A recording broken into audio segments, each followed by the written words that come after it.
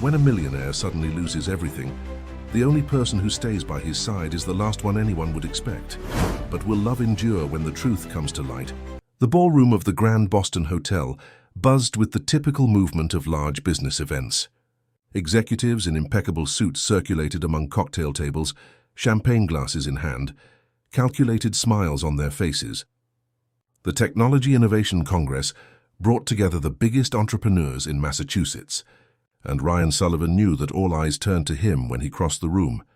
At 28 years old, Ryan carried on his shoulders not only the legacy of his father, Dr. William Sullivan, but also the responsibility of having multiplied the family's wealth in just 5 years. His company, Sullivan Tech Solutions, had become a reference in software development for agribusiness, connecting traditional farmers to the most modern digital technologies.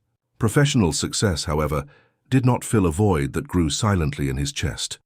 While greeting acquaintances and exchanging business cards, Ryan noticed an elegant woman talking with developers from a New York startup. She gestured with precision, each movement calculated, each word pronounced in the exact tone. Her brown hair fell in perfect waves over her shoulders, and the navy blue dress highlighted her slender silhouette. There was something about her posture that caught attention, a mixture of sophistication and determination that cut through the environment like a sharp blade. The formal introduction happened near the main bar. Victoria Parker extended her hand with a smile that seemed to have been rehearsed thousands of times, introducing herself as a corporate image consultant. Her voice was melodious, each syllable articulated with perfection, as if each word were a carefully chosen piece of a complex puzzle. "Pleasure to meet you, Mr. Sullivan. I've been following Sullivan Tech's growth with great admiration. Your vision for technological integration in agribusiness is truly revolutionary," said Victoria, maintaining firm eye contact. Ryan felt immediately captivated. It wasn't just Victoria's physical beauty that attracted him, but her ability to articulate complex ideas with natural elegance. She knew details about his work that few executives in the area mastered, and her observations about market trends demonstrated sharp intelligence. The conversation flowed naturally. Victoria related her professional trajectory, highlighting rebranding projects she had conducted for large corporations. She spoke about New York, Boston, the emerging opportunities in the region, always with knowledge that impressed and reassured Ryan. For the first time in months, he felt genuinely interested in getting to know someone beyond the usual business circles. "Would you like to have dinner with me tomorrow?" The question left his lips before he could filter it. Victoria smiled, a smile that carried both acceptance and subtle satisfaction. "It would be a pleasure, Ryan. I can call you Ryan, can't I?" Dinner the next day took place at Villa Puccini restaurant, one of the most sophisticated addresses in Boston. Victoria arrived punctually, wearing an outfit that perfectly balanced elegance and sensuality.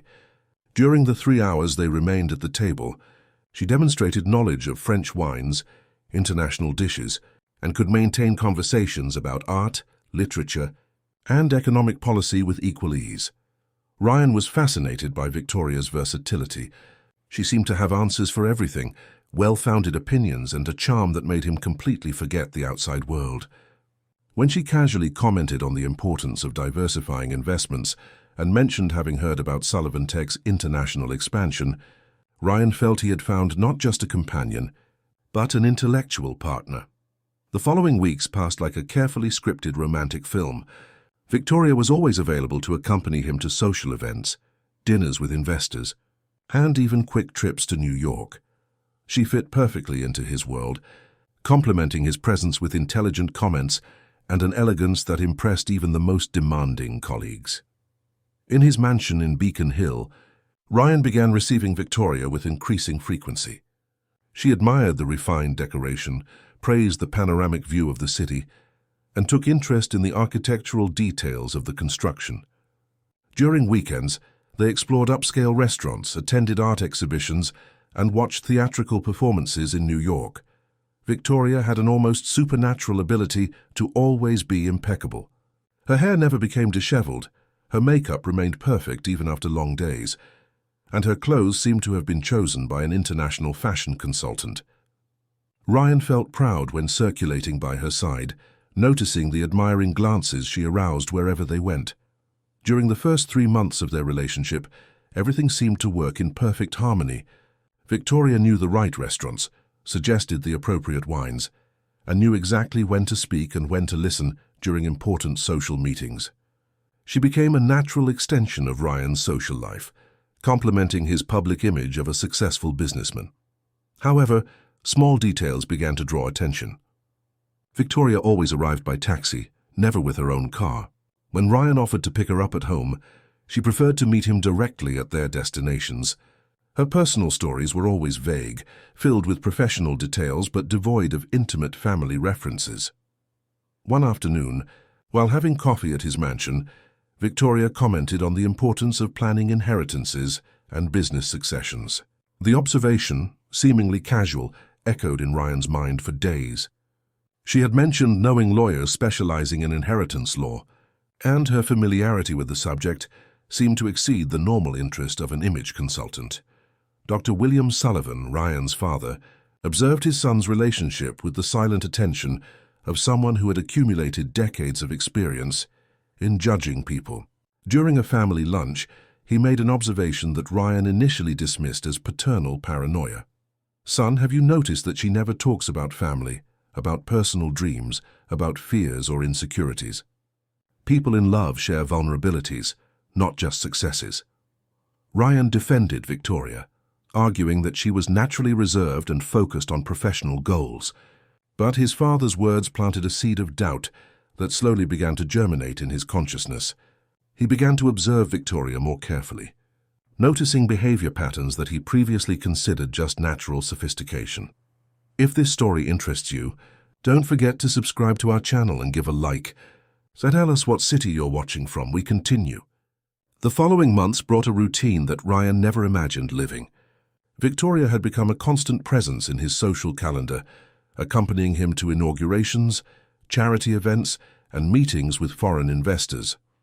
She knew exactly what dress to wear for each occasion, knew the names of influential businessmen and their wives, and mastered the art of social conversation with impressive skill. During a cocktail party at the Boston Business Association headquarters, Ryan observed Victoria circulating among the guests with the ease of someone who had been born in that environment. She greeted industrialists' wives by name, praised expensive jewelry with technical knowledge about precious stones, and could maintain superficial conversations about contemporary art that impressed even the most demanding collectors. "Your girlfriend is truly exceptional," commented Robert Silver, owner of one of the largest agricultural cooperatives in the region. "She understands business, has class, and perfectly matches your profile, Ryan. You make a perfect couple." Ryan smiled and thanked him for the compliment, but something in the comment bothered him. The word perfect echoed in his mind during the drive back home. Victoria was flawless beside him in the passenger seat, fixing her hair in the rearview mirror and commenting on the interesting contacts she had made during the evening. "Mr. Martinez, that Argentine investor, told me he's looking for opportunities in the agricultural technology sector. You should talk to him about expansion into the Latin American market," said Victoria, taking a small mirror from her purse to touch up her lipstick. "How do you know so much about international investments?" asked Ryan, taking advantage of a red light to look at her directly. "Image consulting isn't just about appearance, darling. I need to understand my client's world to guide them properly," Victoria responded with a smile that seemed rehearsed. "I read a lot, research, stay informed. It's part of my job." The answer sounded logical, but there was something about the quickness with which she had formulated it that left Ryan uncomfortable. It was as if Victoria always had ready answers for everything, as if each aspect of her personality was carefully constructed to fit perfectly into his life. Back at the mansion, while Victoria was showering, Ryan went to the kitchen for a glass of water. He found Emily, the employee responsible for cleaning, putting away the last dishes. She had been working in the house for almost 2 years, always discreet, efficient, and almost invisible. Ryan rarely paid attention to her presence, but that night, something made him pause. Emily was a woman of approximately 25 years, brown hair always tied in a simple bun, and wore a white uniform with silent slippers that made no noise through the corridors. She greeted Ryan with a respectful nod and continued her work, but he noticed that her hands trembled slightly as she dried a crystal glass. "Is everything all right, Emily?" asked Ryan, surprising himself with his own concern. "Yes, Mr. Sullivan, just tired. It's been a long day," she answered in a soft voice, avoiding direct eye contact. "You don't need to stay so late. The dinner can wait to be cleaned up tomorrow." Emily smiled timidly. "Thank you, Mr. Sullivan, but I prefer to leave everything organized. I know you like the house always in order." There was something in the simplicity of that response that drastically contrasted with the elaborate complexity of conversations with Victoria. Emily spoke directly, without flourishes, and her concerns were genuinely practical. Ryan nodded and went upstairs to the bedroom, where he found Victoria choosing clothes for the next day. "Tomorrow we have that presentation for the Japanese investors, right?" she said, examining two different outfits. "I think the navy blue conveys more seriousness. What do you think? How do you know about the meeting with the Japanese?" Ryan frowned. "I don't remember mentioning that to you." "Darling, you mention so many things about work that sometimes you don't even realize," Victoria replied, laughing. "Besides, I read about Yamamoto Corp's interest in your company in the economy section of last week's newspaper." Once again, the answer was logical, but something continued to bother Ryan. It was the ease with which Victoria always had explanations, as if anticipating his doubts. He decided to test a theory. Actually, the meeting was cancelled. The Japanese postponed the trip. "Oh, that's a shame," said Victoria without showing surprise. "Documentation problems, I imagine. These international negotiations are always complicated." Ryan hadn't mentioned any reason for the cancellation, but Victoria seemed to have intimate knowledge of the bureaucratic processes involved in international business. Her ease with matters that should be strange to an image consultant began to sound artificial.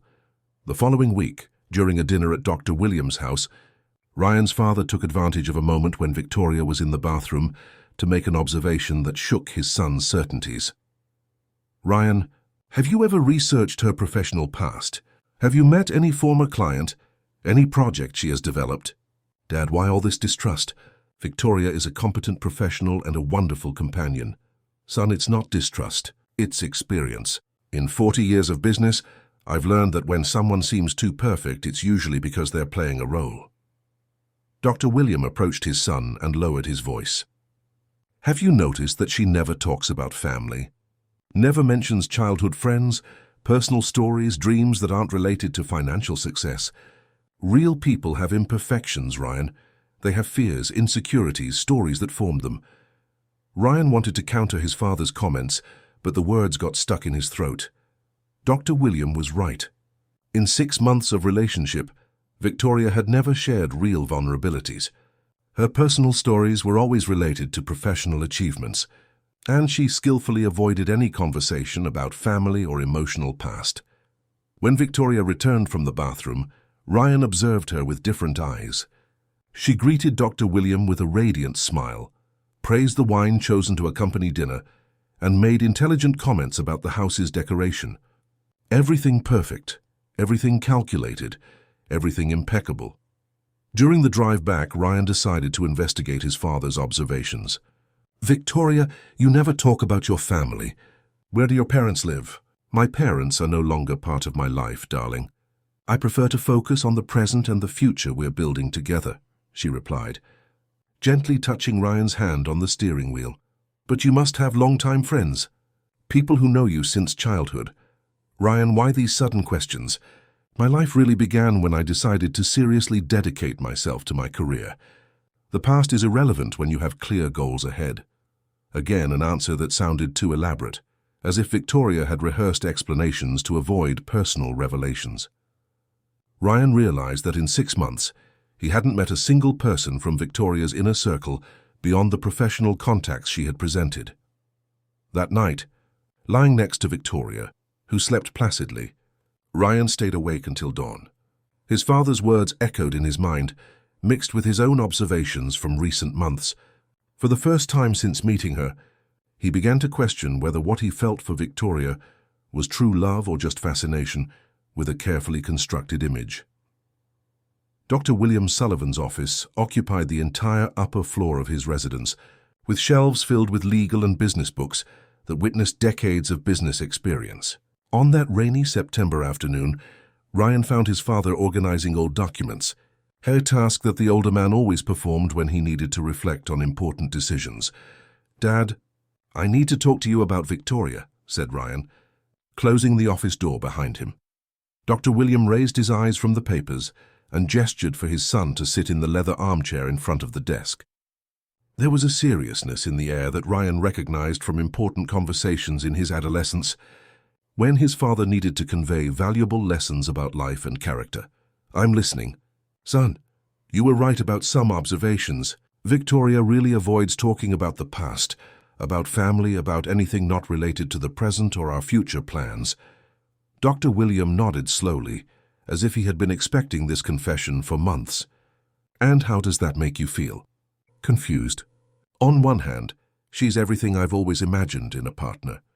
Intelligent, elegant, adapts perfectly to our world. On the other, I have the feeling of relating to an idealized version of someone, not with a real person." The silence that followed was interrupted only by the sound of rain hitting the windows of the office. Dr. William got up and walked to the bookshelf, removing a worn book on behavioral psychology. "Ryan, let me tell you a story. When I met your mother, she was going through a financially difficult time. She had lost her job and was living in a simple boarding house downtown. I could have helped her immediately, but I chose not to reveal my financial situation until I was sure of her feelings." Ryan knew this story, but had never fully understood its meaning. "We spent 6 months dating like two ordinary young people. We split the bill at cheap restaurants, walked downtown because I said my car was in the shop, and she never questioned my condition. When I finally revealed who I was, your mother laughed and said she had known for weeks, but was curious to see how long it would take for me to trust her completely." Dr. William sat back down, fixing his eyes on his son's. "True love reveals itself in difficulty, Ryan, when you have everything to offer. It's impossible to know if someone loves you or loves what you represent. And what do you suggest I do? Continue distrusting forever?" Dr. William breathed deeply before formulating his answer. "There's a way to know for sure, but it's a drastic method that requires courage and can have irreversible consequences." Ryan leaned forward, intrigued by the seriousness in his father's tone. "You could create a situation where you were no longer the successful young businessman. A situation where you needed care, where you couldn't offer luxury and sophistication, where Victoria would have to decide between staying by your side or seeking other options." "Dad, are you suggesting I lie to her?" "I'm suggesting that you discover the truth. If Victoria truly loves you, she'll remain by your side regardless of circumstances. If she's only interested in your social and financial position, this situation will reveal her true intentions." Ryan rose from the armchair, walking to the window. The idea was absurd, but at the same time intriguing. He thought of all the occasions when Victoria had demonstrated intimate knowledge about his business, about inheritances, about investments. He remembered how she always chose expensive restaurants, how she appreciated imported wines, how she felt at ease in luxurious environments. "What kind of situation are you imagining?" Dr. William opened the book he had taken from the shelf, pointing to a chapter on relationship tests. "An accident, something that would temporarily compromise your mobility, that would require constant care, that would drastically reduce your participation in social events." The proposal was too radical to be seriously considered, but Ryan found himself visualizing the scenario. How would Victoria react if he needed a wheelchair? And if he could no longer accompany her to sophisticated dinners? And if instead of being the charming host of social events, he became someone who needed help with basic tasks? "Dad, this is crazy. I can't fake an accident." "You don't need to fake a real accident. There are ways to create this situation with the help of trusted people. Dr. Morgan, my doctor friend, could help with temporary medical certificates. Some loyal employees could keep the secret." Ryan sat back down, now genuinely considering the proposal. It was a disturbing idea, but one that offered a unique opportunity to discover Victoria's true intentions. And if she passes the test? If she demonstrates she really loves me, then you'll be sure you've found the right person. And if she doesn't pass, then I'll have found out in time. Dr. William closed the book and approached his son. "Ryan, I'm not saying you should do this.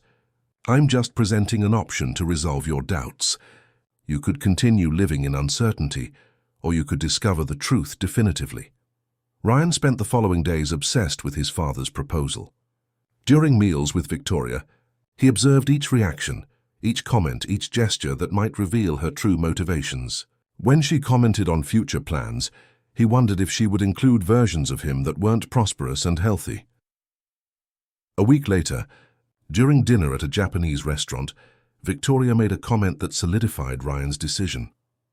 "Darling, have you thought about diversifying your investments? I have a broker friend who works with very interesting international applications. We could talk to him next week." "Why are you so interested in my investments, Victoria?" "Because I care about our future together," she replied, gently touching his hand on the table. "I want to make sure we'll always be financially secure." The word secure echoed in Ryan's mind all night. Victoria hadn't talked about happiness, companionship, or love. She had talked about financial security. It was the confirmation he needed to make a decision that would change everything. The next morning, Ryan called his father. "Dad, I accept your suggestion. Let's discover who the real Victoria is." Dr. William was silent for a few seconds before responding. "Are you sure, son?" "Once we start, there's no going back. I'm sure. I need to know if I'm building a real relationship or just feeding someone's ambitions." "Then let's plan carefully. And Ryan, prepare yourself to discover truths that you might not want to face." As he hung up the phone, Ryan felt a mixture of anxiety and relief. In a few weeks, he would finally know if Victoria loved him for who he was or for what he possessed. The truth, however painful it might be, was preferable to the uncertainty that consumed his days and nights. If this story interests you, don't forget to subscribe to our channel and give a like. Tell us what city you're watching from. We continue. The plan was executed with surgical precision. Dr. Morgan, a longtime friend of the Sullivan family and respected physician in Boston, agreed to participate in the staging with the promise that it would last only as long as necessary to clarify the situation. James, the family driver for more than 10 years, and Margaret, the head housekeeper, were the only people in the house besides Dr. William who knew the truth. For a week, Ryan completely disappeared from his social routine. He cancelled meetings, transferred business commitments to his trusted team, and stayed at a discreet hotel on the outskirts of Boston. Dr. Morgan took care of creating a convincing medical history and preparing the hospital scenario that would give credibility to the situation. On the following Monday, news spread quickly through social and business circles in the region. Ryan Sullivan had suffered a serious car accident on the Massachusetts Turnpike. The medical bulletin, carefully written, reported on spinal fractures that temporarily compromised mobility in his legs. Victoria received Dr. Williams' call at 9 in the morning. Her initial reaction was one of genuine shock, followed by tears and a desperate rush to Massachusetts General Hospital, where Ryan was supposedly admitted. The hospital meeting was carefully orchestrated. Ryan was lying in a hospital bed, with strategically positioned bandages and an artificial paleness that Dr. Morgan had achieved with theatrical makeup. When Victoria entered the room, her tears seemed genuine, and she held his hands with visible trembling. "Ryan, my love, I can't believe this happened," she said, gently kissing his forehead. "But we'll get through this together. I'll be by your side every step of the recovery." The first 48 hours were promising. Victoria remained at the hospital, spoke with doctors about prognoses, and even slept in the armchair next to Ryan's bed. She demonstrated surprising knowledge about rehabilitation treatments and specialized centers for neurological recovery, which impressed even Dr. Morgan. On the third day, when Ryan was discharged to continue treatment at home, Victoria accompanied him in the transfer to the mansion. A hospital bed had been installed on the ground floor, along with physiotherapy equipment and a state-of-the-art wheelchair that Dr. William had rented to give realism to the situation. "Darling, I've hired a private nurse to take care of you during the day," said Victoria, adjusting Ryan's pillows. "She has experience in spinal cord injury cases and can monitor your progress while I handle the administrative aspects." Ryan was intrigued by how quickly Victoria had organized herself. In less than 72 hours, she had already researched specialized professionals, medical equipment, and even lawyers specializing in life and personal accident insurance. During the first week at home, Victoria's visits were frequent, but began to reveal an interesting pattern. She always arrived with expensive flowers, sophisticated gifts, and business magazines, but her stays were increasingly shorter. Her phone calls decreased in frequency, and she always had work-related justifications. "My love, I have an important presentation for a client in New York tomorrow," she said on a Thursday afternoon.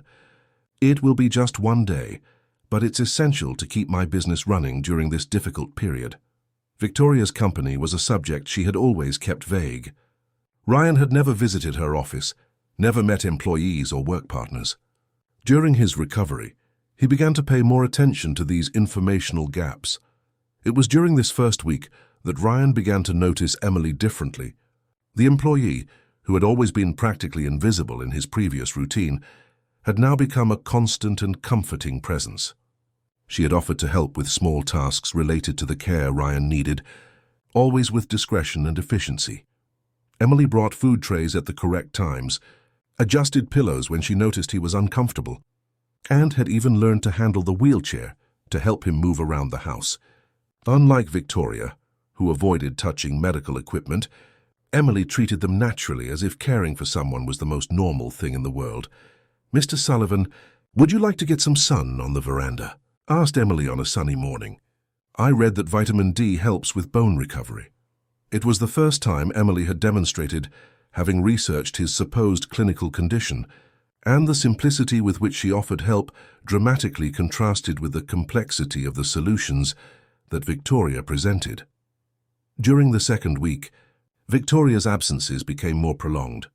She began to cancel dinners at home, claiming unavoidable professional commitments. When present, she seemed distracted, constantly checking her cell phone and showing impatience with the limitations imposed by the situation. "Ryan, perhaps we should hire a professional caregiver agency," she suggested during one of her few visits. "It would be more efficient than depending on house staff for this type of assistance."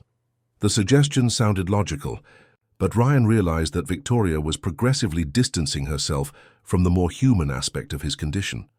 She preferred technical and professional solutions to direct personal involvement. Emily, on the other hand, naturally integrated into the care routine. She had learned to prepare suitable meals for people with reduced mobility, discovered simple exercises that could be done in bed, and had even bought books on neurological recovery with her own money. "Emily, you don't need to spend your savings on this," said Ryan when she mentioned buying the books. "Mr. Sullivan, when you care about someone, it's not an expense. It's an investment," she replied with a simplicity that deeply touched Ryan. It was exactly the kind of emotional spontaneity he had never experienced with Victoria. Emily didn't calculate her words, didn't think about future implications or personal benefits.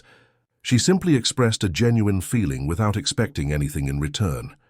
In the third week, an incident revealed even more about both women's true character. Ryan had felt sick during the night, with nausea that he simulated to test the reactions of those in the house. Victoria, who had slept in the guest room, took more than 20 minutes to respond to his calls. When she finally appeared, she immediately suggested calling an ambulance. Emily, who slept in the staff quarters on the upper floor, came running down as soon as she heard the first call. She checked Ryan's temperature, offered water, adjusted his position in bed, and stayed by his side until he felt better. She didn't suggest external or professional solutions. She simply offered human presence and direct care. "I think it was just a passing discomfort," said Ryan when Victoria insisted on calling the doctor. "Even so, darling, we can't take risks," Victoria replied. "I'll call Dr. Morgan first thing in the morning." Emily, who had remained silently organizing Ryan's medications, made a simple observation that echoed in his mind for days. Sometimes the best medicine is knowing that someone cares enough to stay awake looking after you. That night, lying in his fake hospital bed, Ryan began to understand that he was discovering more about true love than he had imagined when planning the test. The month of October brought a definitive transformation in the dynamics of Ryan's relationships. Victoria's visits became rare and increasingly formal events, while Emily's presence evolved from occasional caregiver to constant and comforting companion. During a particularly cold afternoon, Ryan was watching through the living room window when he saw Victoria arriving in a car he didn't recognize. It was a black BMW recent model, driven by a man in a suit whom she quickly kissed on the cheek before getting out. She entered the house with her usual smile, carrying a bouquet of expensive orchids and a box of imported chocolates. "Darling, how are you feeling today?" asked Victoria, kissing Ryan's forehead superficially. "I brought your favorite orchids and those Swiss chocolates you love." Ryan had never mentioned preferring orchids to other flowers, nor did he have any particular fondness for Swiss chocolates, but decided not to comment. "Who was the man who brought you?" "Oh, just a different ride-share driver. My car is in for service," Victoria quickly replied, but Ryan noticed that she avoided direct eye contact.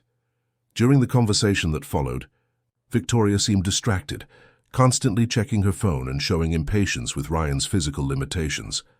When he mentioned having difficulty sleeping due to discomfort, she immediately suggested stronger medication and even offered to research specialized pain treatment clinics. "Perhaps it's time to consider temporary admission to a rehabilitation center," she said. "I know a clinic in New York that has an excellent reputation." The suggestion sounded like an attempt to transfer responsibility for care to external professionals. Ryan realized that Victoria was progressively distancing herself from the more human and intimate aspect of his condition. After Victoria's departure, Emily appeared with a tray of tea and homemade cookies. "Mr. Sullivan, I noticed you didn't much care for the chocolates. I made these oatmeal and honey cookies. They're lighter and might help with digestion." It was exactly this kind of personalized attention that differentiated Emily from Victoria. While Victoria brought generic and expensive presents, Emily observed his real needs and preferences, offering simple but effective solutions. "Emily, may I ask you a personal question?" "Of course, Mr. Sullivan. Why do you dedicate yourself so much to taking care of me? It wasn't part of your original duties in the house." Emily paused for a moment, arranging the cups on the tray. "My grandmother was bedridden for 2 years before she passed away. I took care of her alone, and I learned that when someone is vulnerable, what matters most isn't what you do, but how you do it. With love or just out of obligation." The simplicity of the answer touched Ryan deeply. Emily didn't talk about theories or abstract concepts.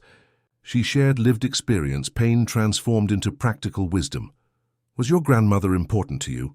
"She was all I had in the world.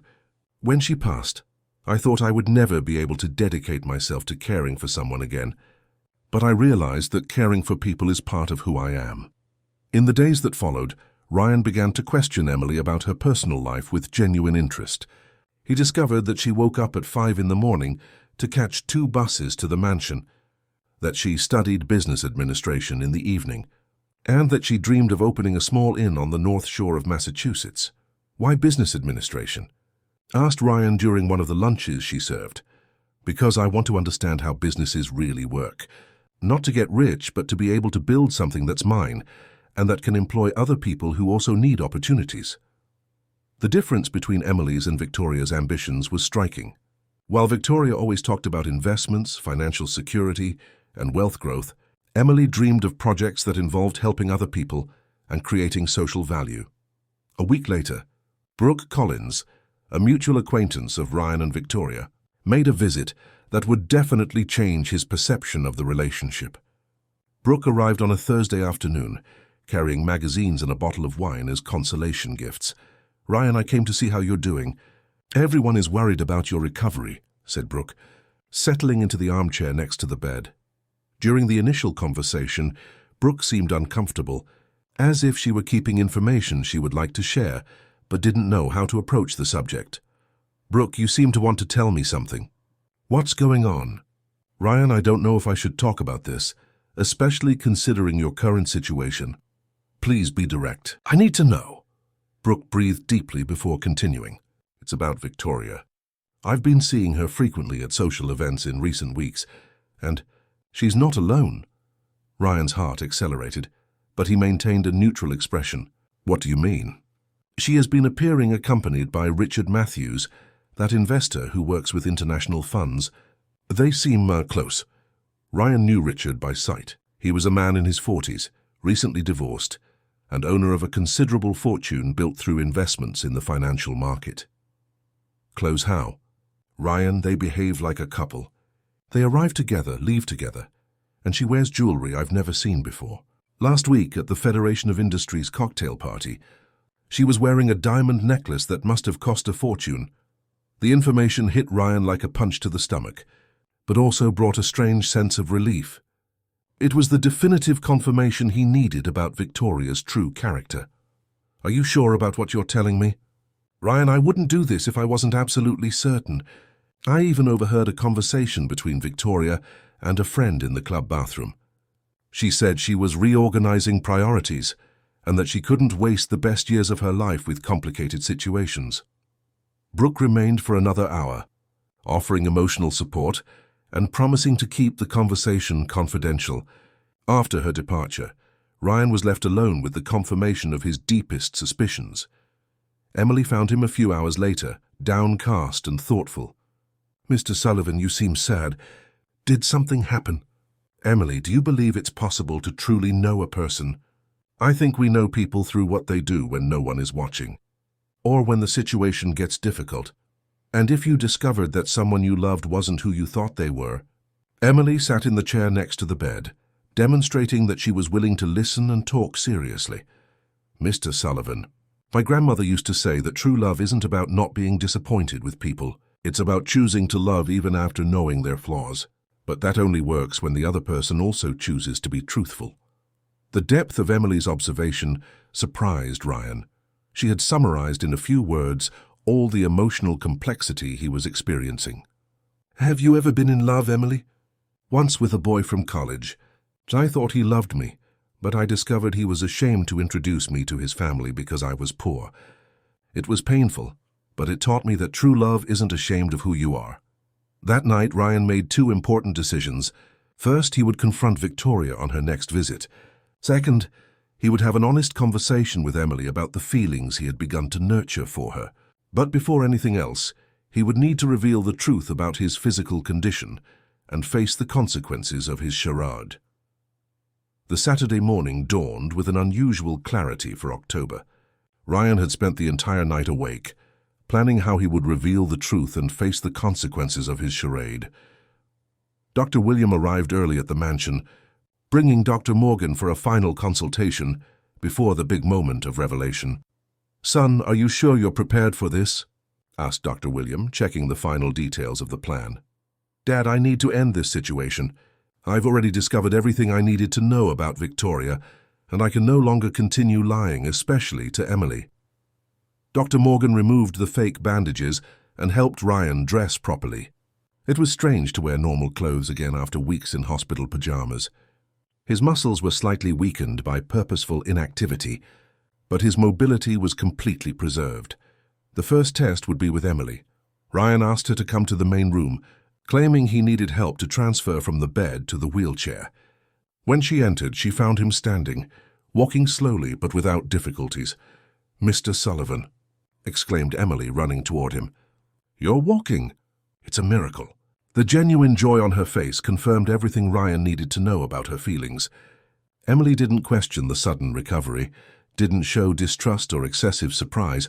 She simply celebrated what she believed to be an extraordinary medical victory. "Emily, I need to talk to you about something very important." "Of course. Mr. Sullivan, would you like me to prepare a special coffee to celebrate?" "Actually, I need to tell you the truth about everything that happened in the last few weeks." Ryan guided Emily to the veranda, where they sat side by side on the wicker sofa that she always arranged with special care. The garden was in bloom, and the morning sun created a perfect atmosphere for important confidences. "Emily, I never had an accident. Everything was planned to test the feelings of people around me."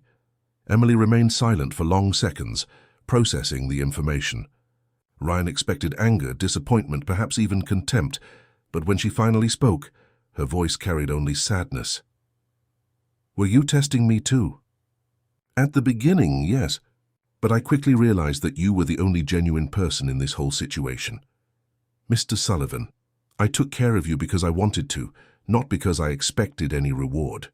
If you were pretending, then I was caring for a lie."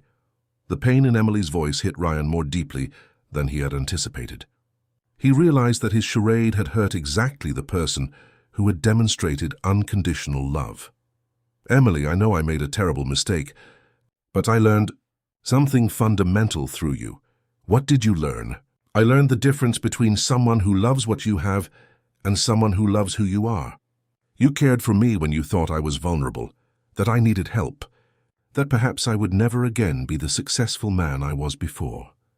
Emily stood up and walked to the veranda railing, observing the garden. And Miss Parker? Was she being tested too? Yes, and she failed completely. As if fate had orchestrated the moment, the sound of a car arriving interrupted the conversation. It was Victoria, getting out of the same black BMW that Ryan had seen the previous week. This time Richard Matthews got out too, kissing her more lingerly before she headed to the house. Emily, can you leave us alone? I need to resolve this situation once and for all. Victoria entered the main room expecting to find Ryan in the hospital bed, but was confronted with him walking normally, dressed in casual clothes and demonstrating complete mobility. Ryan, you're walking! When did this happen? Her shock seemed genuine, but there was something calculated in her reaction. Victoria, I've been walking for several weeks. In fact, I never stopped walking. I don't understand. What are you saying? I'm saying I never had an accident. Everything was staged to discover who really cares about me. Victoria's face went through a sequence of expressions: confusion, comprehension, anger, and finally, an attempt at emotional control. You mean you lied to me during all these months? I lied to discover if you lied first. And I found out. Ryan, I don't know what you're talking about. I know about Richard Matthews. I know you've been meeting regularly. I know about the new jewelry, about the social events, about your new priority. Victoria remained silent for a few minutes, clearly reorganizing her mental strategy. When she finally spoke, her voice carried a mixture of challenge and justification. Ryan, you can't blame me for moving on. You were limited, depressed, with no clear prospects for recovery. I'm a young woman with a whole life ahead of me, and Richard offers better financial prospects. Richard offers me stability and a future without medical uncertainties. The brutal honesty of Victoria was almost refreshing. After months of calculated performances, finally she was revealing her true motivations. Victoria, did you ever truly love me? Ryan, I loved you the way I could. But love doesn't pay bills, doesn't guarantee security, doesn't build a future. You were perfect when you were the successful businessman. When you became a patient, you stopped being interesting. The cruelty of the words should have deeply hurt Ryan, but instead brought relief. It was the final confirmation that he had made the right choice in testing her. Then we have nothing more to talk about. Richard is waiting in the car. He is indeed, and unlike you, he will never need to pretend to be vulnerable to discover if I'm interested in his money. He knows exactly what I want, and he's willing to offer it. Victoria left the house without looking back, taking only her purse and leaving all memories of the relationship behind. Ryan watched her getting into the BMW and disappearing down the driveway. Emily appeared in the room a few minutes later, carrying a tray with coffee and homemade bread. Mr. Sullivan, I thought you might need something comforting. Emily, stop calling me Mr. Sullivan. My name is just Ryan. All right, Ryan.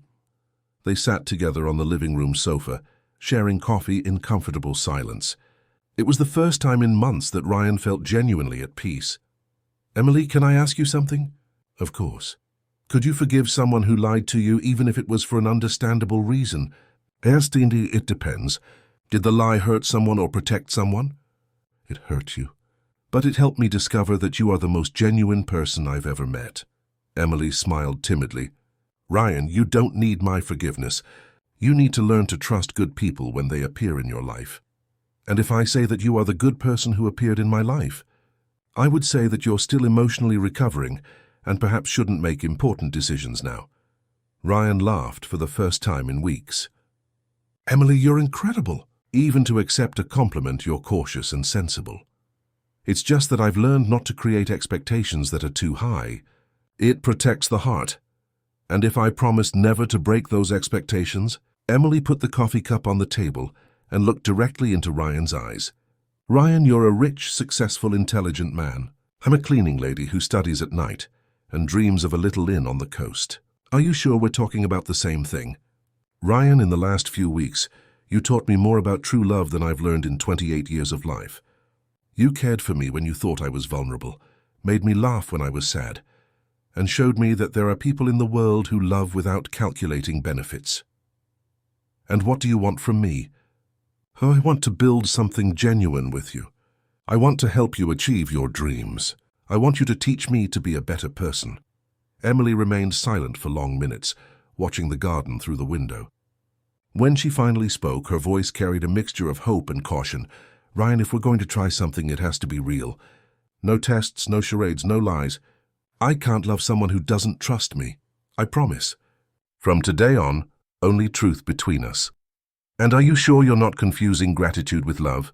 Emily, when Victoria left here today, what I felt wasn't sadness. It was relief. When you smile at me, what I feel is the desire to make you happy every day of my life. The difference is clear. Emily approached Ryan and gently touched his face. Then let's take it slow, Ryan. Let's get to know each other for real, without rushing, without pressure. Ryan held Emily's hand and brought it to his lips, kissing it softly. Let's build our own story, Emily. A true story. 6 months later, Emily's Haven Inn opened its doors in Rockport. Ryan had invested in making Emily's dream come true, but the management and concept were entirely hers. The place became known for its genuine hospitality, homemade food, and the special care that Emily dedicated to each guest. Dr. William used to say that his son had learned the most important lesson of his life, that true love reveals itself not in moments of glory, but in moments of vulnerability, and that the most valuable people are those who choose to stay when everything seems lost. Ryan and Emily married in a simple ceremony on the beach, with only close family and true friends. There was no excessive formality, expensive jewelry, or grandiose celebrations. There were just two people who had chosen to build a life based on truth, mutual care, and unconditional love. Victoria, who learned of the wedding through social pages, sent an expensive gift that was donated to charity. She had married Richard Matthews 3 months earlier in a luxurious ceremony that was featured in New York society magazines. The story of Ryan and Emily proved that sometimes